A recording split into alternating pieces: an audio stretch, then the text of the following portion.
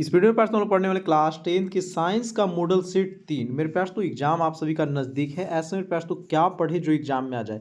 बस मेरे पास तो हम आपको कह रहे हैं कि 5 सेट जो बच्चा अगर कंप्लीट कर लेते हैं उनका एक ऑब्जेक्टिव और एक सब्जेक्ट मेरे पास तो बाहर से नहीं आने वाला है। सोचिए मेरे पास तो कि 80-80 क्वेश्चन है एक सेट में, तो 400 ऑब्जेक्टिव हो गया। और सब्जेक्टिव इतना इसका लाजवाब दिया गया है मेरे पास तो, जो हर साल परीक्षा में आते हैं। और इस बार मुझे पूरा भरोसा है मेरे पास तो कि इसी से मतलब आपका एग्जाम में आने वाला है। नहीं तो मेरे पास तो टेलीग्राम पे दिया जाता है, वहाँ से आप लोग एक बार जरूर देखिए, सब अच्छा क्वेश्चन हम दिया गया है।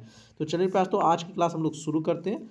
फर्स्ट क्वेश्चन आप सभी के सामने, आप लोग कमेंट करके बताइएगा कि सर जी कितना स्कोर कर रहे हैं। देखिए आपको एग्जाम में मत 40 बनाना है, लेकिन अभी आप 80 बनाइए, क्योंकि मेरे पास तो जो अभी छोड़िएगा वही एग्जाम में आ जाएगा। क्या कीजिएगा, अभी आपको 80 के 80 पढ़ना है, ठीक ना।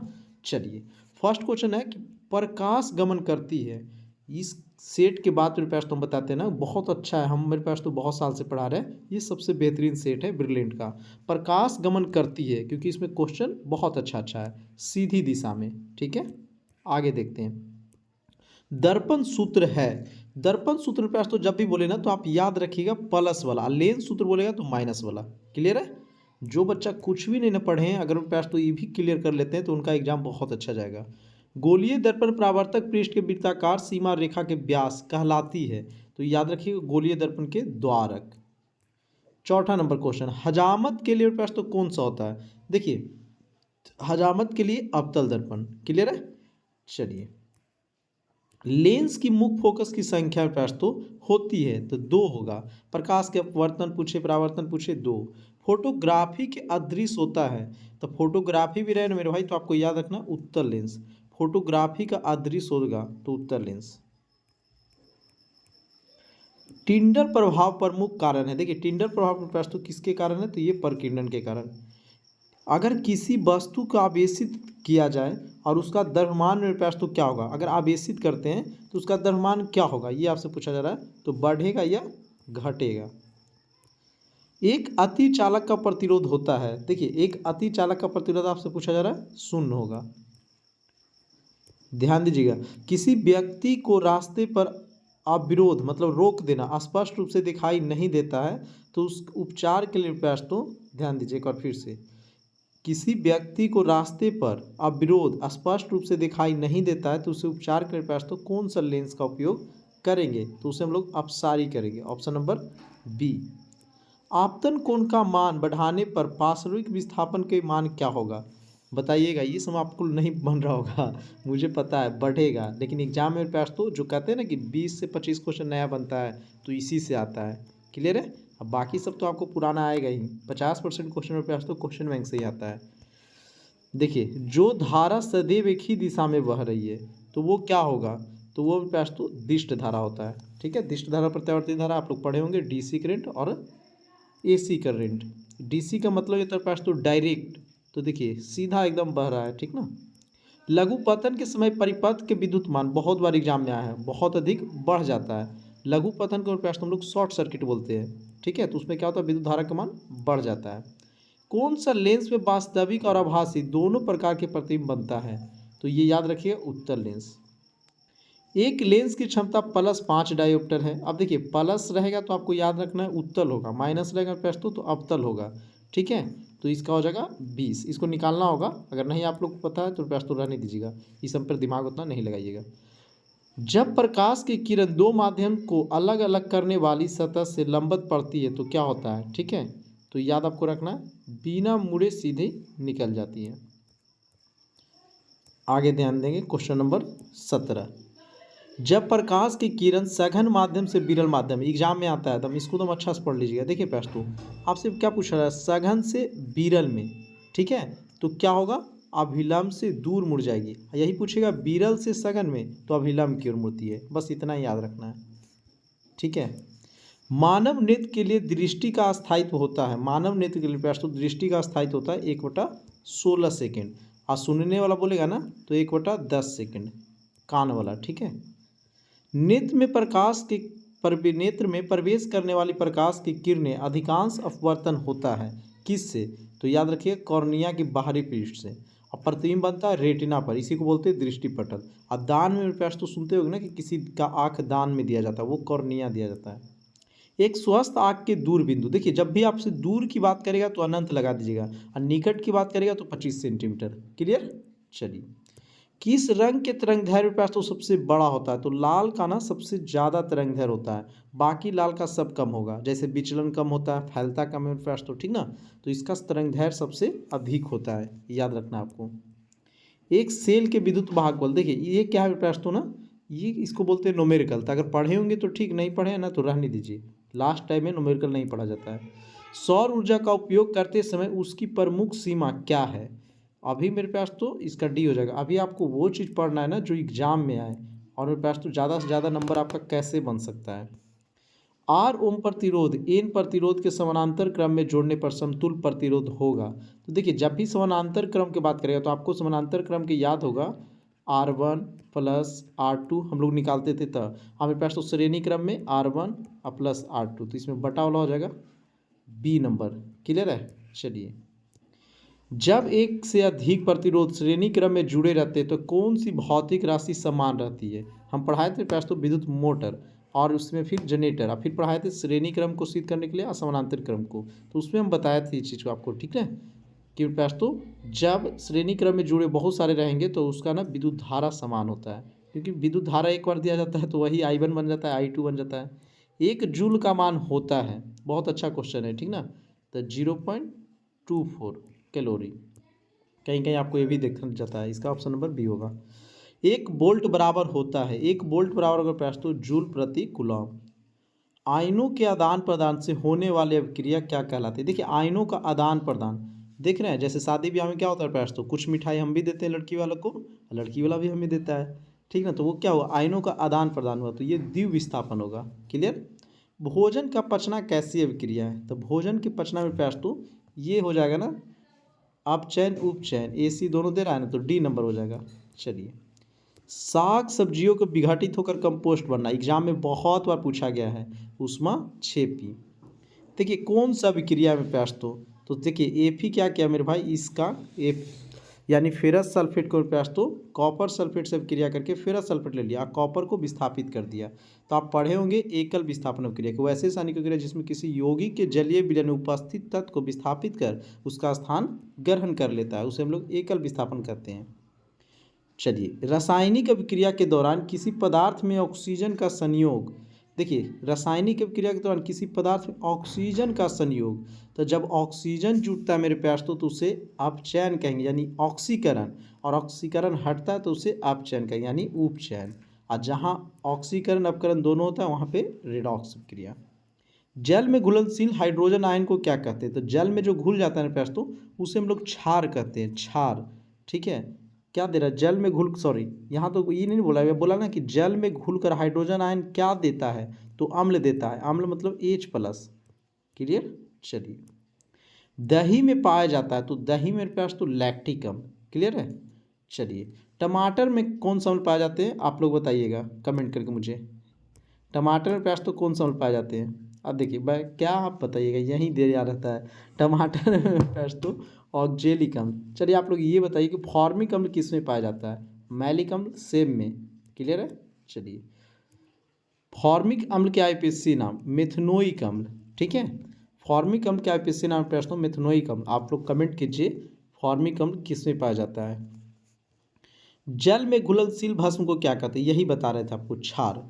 जल में जो घुल जाएगा ना प्यास तो उसको क्या कहेंगे? क्षार कहते हैं। ठीक है। चलिए, उदासीन विलयन के पीएच मान होता है, देखिए उदासीन विलयन के पीएच मान आपसे पूछा जा रहा है तो 7, और अम्लीय बोले तो 7 से कम और 7 से अधिक क्षारीय। सिंगल बॉन्ड CH किसका क्रियाशील मूलक है? एल्डिहाइड का। कहाँ पे है? Option number D. एल्कोहल के सिंगल बॉन्ड OH, ईथर के सिंगल बॉन्ड O और सिंगल बॉन्ड, याद रखिएगा। सिंगल बॉन्ड COOH क्रियाशील मूलक, एग्जाम में आपको छपेगा, कार्बोक्सिलिक अम्ल का।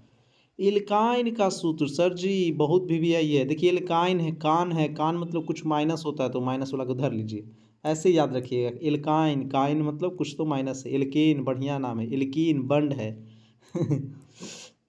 कार्बन पृथ्वी पर पाया जाता है तो 0.003%, इसमें नहीं दिया गया है तो क्या होगा? 0.004%। 42 का ऑप्शन नंबर ए पे हम लोग जाएंगे। ठीक है। 0.03% बताया जाता है। कार्बन डाइऑक्साइड पाया जाता है, ठीक है। देखिए 0.03%, इसके अनुसार प्रयास तो बी नंबर जाएंगे, ठीक है। चलिए, हीरा का संरचना होती है, तो हीरा का संरचना प्रयास तो त्रिविमीय होता है।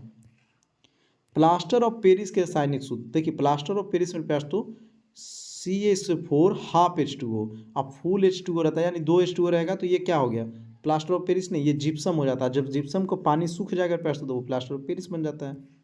धोबिया सोडा का सूत्र, तो धोने में आपको ढेर सारा पानी चाहिए, तो 10H2O 10H2O 10H2O। विद्युत का सबसे अच्छा चालक चांदी, चांदी। नाइट्रोजन के अणु में कितने होते हैं, त्रिक। कई बार बताएं कि नाइट्रोजन में प्रयास तो 3 बंधन, ऑक्सीजन में डबल और हाइड्रोजन में सिंगल। यहाँ से एग्जाम में आते हैं एक क्वेश्चन आपको प्रयास तो। नेक्स्ट क्वेश्चन 48 नंबर, पारा के प्रमुख है एक्स, तो पारा का प्रयास तो निष्कर्षण होता है सिन्नेवार से। बॉक्साइड के अपलोक एल्युमिनियम से, ठीक है, एल्युमिनियम का बॉक्साइड से। किस धातु को क्रोसिन में डुबा कर रखते हैं, तो सोडियम को, ठीक है। सोना की परमाणु संख्या एग्जाम में बहुत बार आया है 79। सल्फर की संयोजित सेल इलेक्ट्रॉन की संख्या होती है, देखिए सल्फर के पास तो जैसे आपको बात करेगा ना, तो आपको याद रखना मेरे भाई 6। चलिए आगे देखते हम लोग, आवर्त सारणी के जनक किसे कहा जाता है, बहुत बार होता है कि आवर्त सारणी के जनक मेंडलीव को कहा जाता है। और यहीं पे आधुनिक लगा देगा, तो आधुनिक लगा देगा मेरे पास तो मोस्टली हो जाएगा, ठीक है, ऑप्शन नंबर बी हो जाएगा। ये कौन सा क्रिया है, यहाँ पे देखिए जिंक में प्रयास तो यहाँ हो जाएगा। हाइड्रोजन को मतलब विस्थापित किया गया है, तो हाइड्रोजन जब भी निकलेगा ना, तो ये विस्थापन अभिक्रिया आ गई है।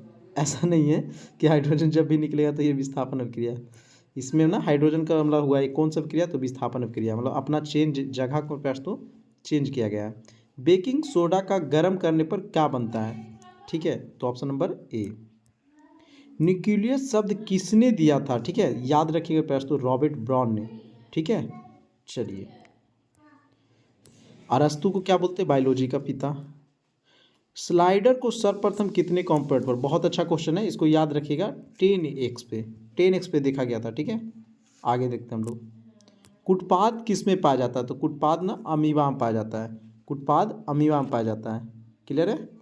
चलिए, स्वपोषी किस में होता है, देखिए स्वपोषी उसे कह देंगे प्रयास तो जो भोजन खुद बना लेता है, ठीक है, वो किसी पे निर्भर नहीं रहता, तो पौधे।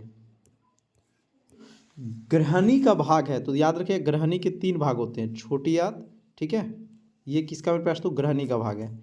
आगे आ सकते हैं जेजुलम, और एक मेरे पास तो इलियम होता है। कोशिका के पावर हाउस किसे कहते थे, कोशिका पावर हाउस माइटोकॉन्ड्रिया को, ठीक है। 60 का क्या हो जाएगा, ऑप्शन नंबर बी।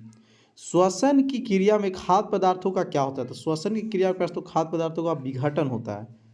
किसकी कोशिकाएं मृत होती है, देखिए कोशिका में तो याद रखिएगा जाइलम फ्लोएम, तो सबसे पहले VVIM क्वेश्चन है सब्जेक्टिव के लिए। तो मृत आपसे पूछा है ना, तो मृत होगा प्रयास तो देखिए एक जाइलम वाहिकाएं, इसमें तो दिया है फ्लोएम और जाइलम तंतु, ए और सी दोनों, ए और सी जाइलम वाहिकाएं, जाइलम, ठीक है। चलिए डी नंबर हो जाएगा। एकक कोशिकीय शैवालों में जल का परिवहन कैसे होता है, तो याद रखिएगा विसरण के द्वारा। पौधे में श्वसन होता है, तो पौधे में श्वसन कहाँ होगा, प्रत्येक भाग में। निम्नलिखित में से किसे कोशिका के ऊर्जा के अनुप्रस्थ रूप में जाना है, तो ATP एडेनोसिन ट्राइफास्फेट, याद रखिएगा। ग्लाइकोसिस होता है, जानते हैं, रूम में ना अकेले रहते रहते बोलने में दिक्कत हो रहा है। ग्लाइकोसिस होता है 66 का, डी नंबर दे रहा है, इनमें कोई नहीं। किण्वन की क्रिया पाई जाती है, क्योंकि पास तो सुबह से चुप रहते हैं, ईस्ट में, जहाँ भी किण्वन दिखेगा ना ईस्ट में, तो बोलने में दिक्कत हो रहा है। ट्रैकिया किस जीव का श्वसन अंग है, देखिए ट्रैकिया से पास तो किस चीज़ से सांस लेता है ट्रैकिया, ठीक है, आपसे पूछा जा रहा है ना कि कौन सा ऐसा जीव है जो ट्रैकिया से सांस लेता है। जैसे मनुष्य में पास तो फेफड़ा से, तो ये कॉकरेज, और कॉकरेज में खुला परिसंचरण तंत्र पाया जाता है। चालनी नलिकाएं पाई जाती है, तो ये मेरे पास तो फ्लोएम में।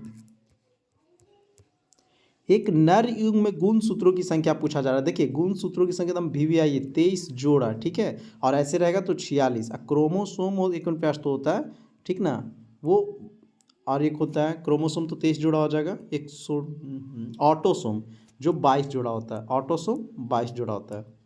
अंडाणु निषेचित होती है, याद रखिएगा फ्लोपियन नलिका में, 71 का ऑप्शन नंबर ए हो जाएगा। कौन मादा जनन तंत्र का भाग नहीं, तो शुक्र वाहिका। शुक्र के दिन मेरे पास तो मादा जनन नहीं कर सकती है याद करने के लिए। एड्रोजन क्या है, तो एड्रोजन मेरे पास तो ये एक नर हार्मोन है। क्लियर। मानव में नर जनन ग्रंथि कहलाता है, तो ये वृषण। आगे ध्यान देते हैं, भ्रूण का विकास होता है मेरे पास तो गर्भाशय में। देखिए फिलोसफिकल जूलॉजी पुस्तक मेरे पास तो किनका है, तो लेमार्क का। ठीक है। डोसाइफिला मेलानी, बाप रे ये ना गजबे नामों है जी। ये नया क्वेश्चन है, ठीक है, इसको एक और आप लोग देख लीजिएगा। अच्छा है, एक दो क्वेश्चन मेरे पास एग्जाम में ना आपको 20 क्वेश्चन नया आता है। किसे जर्मन वैज्ञानिक 21 पीढ़ियों तक चूहे के पूंछ काट दी थी। देखिए चूहे के पूंछ काट दिए, चूहा के पूंछ क्या होता है, लम्हर जाता है, तो लेमार्क। ऐसे याद रखिएगा, ठीक है। ऐसे देता है 22 समान, लेकिन चूहे के प्रयोग किए थे लेमार्क। हरे पौधे होते हैं स्वपोषी। ऐसे जीव जंतु जो भोजन के लिए पास तो दूसरे जीव पर निर्भर रहते हैं, उसे क्या कहेंगे, तो उसे हम लोग ना परजीवी कहते हैं। ठीक है।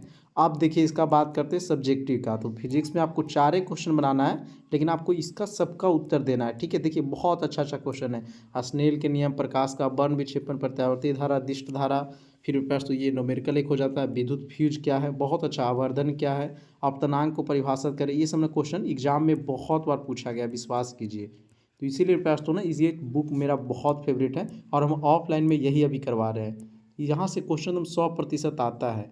ठीक है। चलिए अब रहा बात मेरे पास तो यहाँ पे हो गया सब्जेक्टिव लॉन्ग वाला। देखिए निकट दृष्टि दोष किसे कहेंगे, इसका आवरण सब चीज़, यहाँ दृष्टि दोष वाला जरूर आपको पढ़ना है, एग्जाम में बहुत बार आता है। अब आते हैं मेरे पास तो केमिस्ट्री का लघु उत्तरीय। देखिए यहाँ पे दिया गया है, आपको दिख रहा होगा, कठोर जल में पास तो मृदु करने के लिए किसे सोडियम यौगिक का उपयोग किया जाता है, इसका नाम लिखें। फिर देखिए संयोजी इलेक्ट्रॉन क्या है। फिर निम्न धातु का पास तो उपयोग आपको बताना, स्टील, पीतल, कांसा किस किस मिश्र धातु से बना होता है। एडोनीकरण क्या है पास तो, ठीक है। फिर आपको धातुओं के 2 रासायनिक गुण लिखना है, जस्ता के 2 एक्स के नाम लिखना है। बहुत अच्छा अच्छा क्वेश्चन है। सब्जेक्टिव की बात करें तो हाइड्रोकार्बन क्या है, मिश्र धातु किसे कहते हैं। फिर अब आते हैं बायोलॉजी पे। तो देखिए पोषण को मेरे पास तो परिभाषा कीजिए, पर्यावरण क्या है, जीवों के लिए पोषण अनिवार्य क्यों है, आप खाना क्यों खाते हैं पास तो, ग्लाइकोलिसिस क्या है, बहुत बार सब हम बताए हैं, ठीक ना। आपको जो भी वीवीआई करवाएं वो सब चीज़ इसमें मिला गया है पास तो। ओजोन परत के क्षति के लिए चिंता के विषय है, क्यों, क्योंकि आपको पता है पराबैंगनी किरण हमारे शरीर में पड़ेगा। फिर इसका लॉन्ग क्वेश्चन की बात करें तो मनुष्य के श्वसन अंग यानी प्रक्रिया का नामांकन चित्र या नेफ्रॉन के नामांकन चित्र बनाना है, उसको वर्णन करना है। देखिए इस प्रकार हम आपको पास तो ऑब्जेक्टिव से लेके सब्जेक्टिव तक दे रहे हैं, और इसका पीडीएफ टेलीग्राम पर मिल जाएगा, टेलीग्राम का लिंक डिस्क्रिप्शन में दिया रहता है। बस आपको एक ही चीज़ कहते हैं कि वीडियो अगर अच्छा लगता है पास तो आप लोग कमेंट कर दीजिए और लाइक कर दीजिए। ठीक है। कमेंट करके बोलिए सर जी सेट नंबर 4 जल्दी बना दीजिए, क्योंकि आप लोग कमेंट ही नहीं करते हैं, पता ना अच्छा लगता है कि नहीं लगता है, मुझे कुछ खुद नहीं पता चलता है। पास तो आप लोग कमेंट कीजिए ना, तो रेगुलर वीडियो लाएंगे। ठीक है। तब तक के लिए मिलेंगे किसी नेक्स्ट वीडियो, तब तक के लिए जय हिंद जय भारत।